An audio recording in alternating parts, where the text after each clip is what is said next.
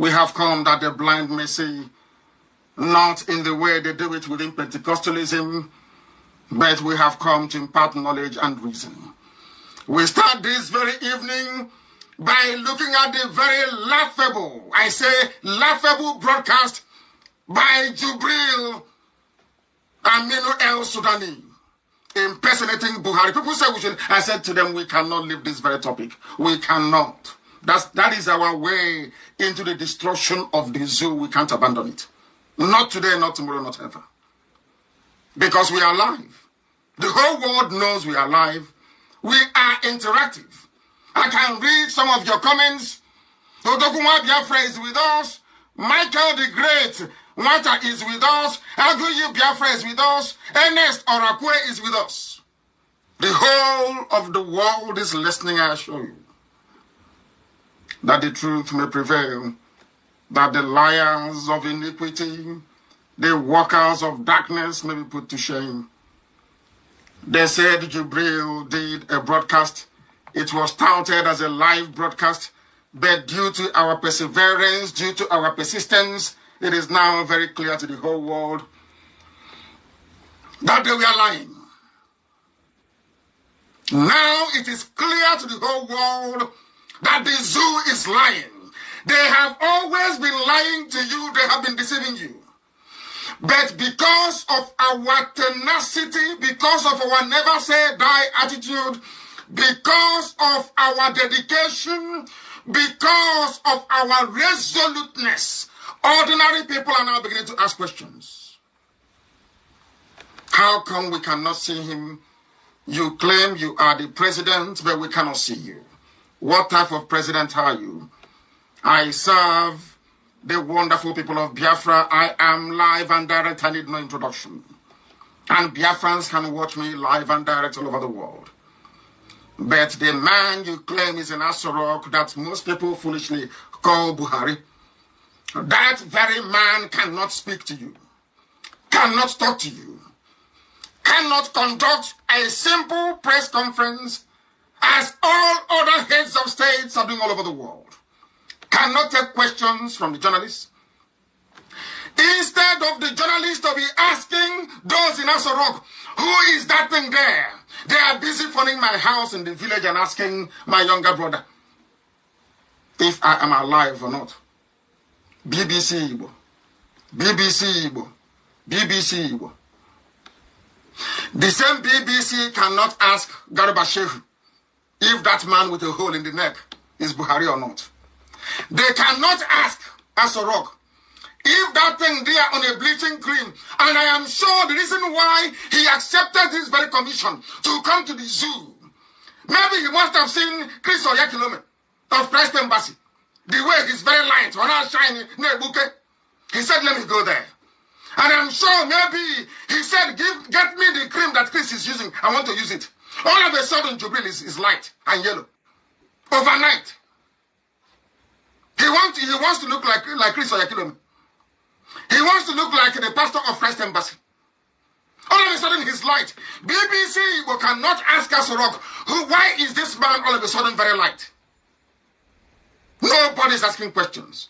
But they had the guts and the temerity to call Isiama Faruku, the land that derived its name from Biafra itself, to ask very foolish question. I am live and I'm direct. And I'm telling you that anybody who has any brain in their skull will see that the last recording of Jubril al-Sudani was not done live. He has not entered the zoo yet, I can assure you. I know the Air Force base that they took them to where they were quarantined. They are still in South Africa. If South Africa will let them come through, I do not know. They have been lying to all of you.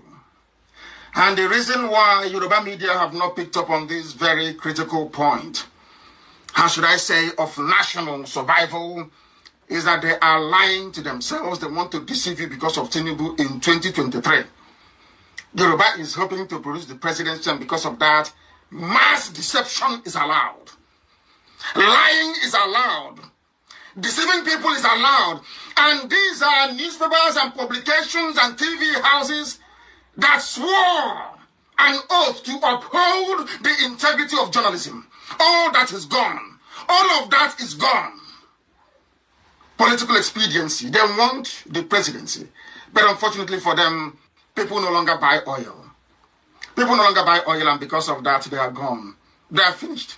Nobody wants the useless presidency. It's now like a poisoned chalice. And now what is happening? What is happening is that people continue to allow themselves to be deceived.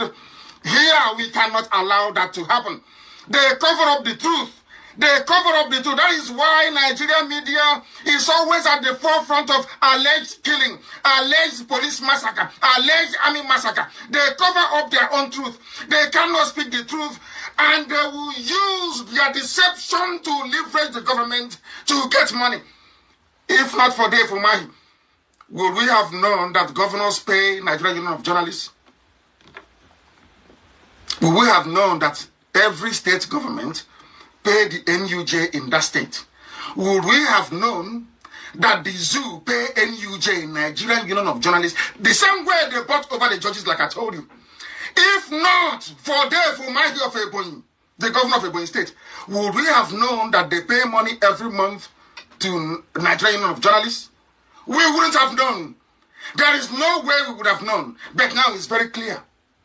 Of course, I do concede that some of them have remained independent. I do concede, of course, that some of them have remained very objective and will report rather objectively.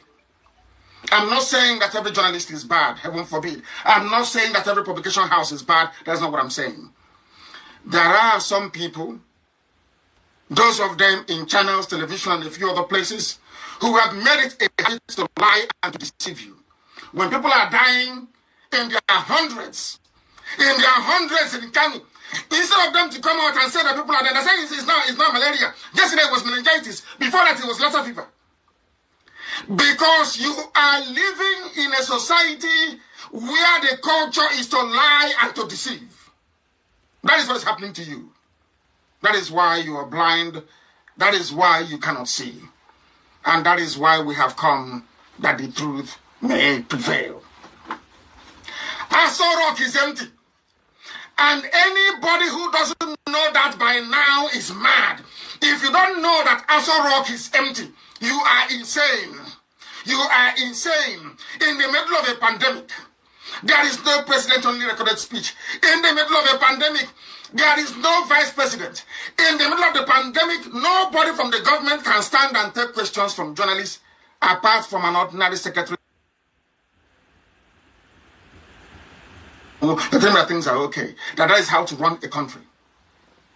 You're telling me that such a society is capable of producing intellectuals. Of course, we know that Aisha Buhari has taken temporary charge of Aso Rock. That was why she sent 18 lorry load of rice to Kanu. She is temporarily in charge. There is still power tussle going on as to who will be the new de facto president of the zoo. These are the things you ought to know. These are the things that we're bringing to your knowledge and to your attention. That there is nobody inside Aso Rock. I told you that boy cannot speak. That was what I told you. He cannot talk. He cannot grant any live interview. He cannot even be recorded speaking. I said that to you. You doubted me. If that boy in Aso Rock is Jubril, for instance, don't you think they would have done this recording of theirs 2 days ago live inside Aso Rock? I told you they have no access to the office of the president.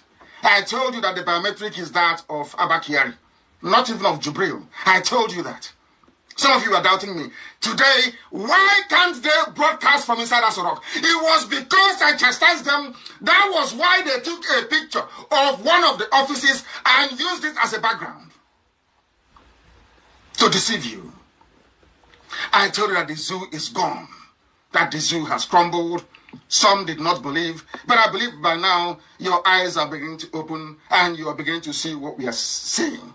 They cover up the truth, and when you speak the truth, they come for you, they try to kill you, they try to suppress the truth. That is what they do. That is why they create all these diversionary tactics with Yoruba media. That's what they do.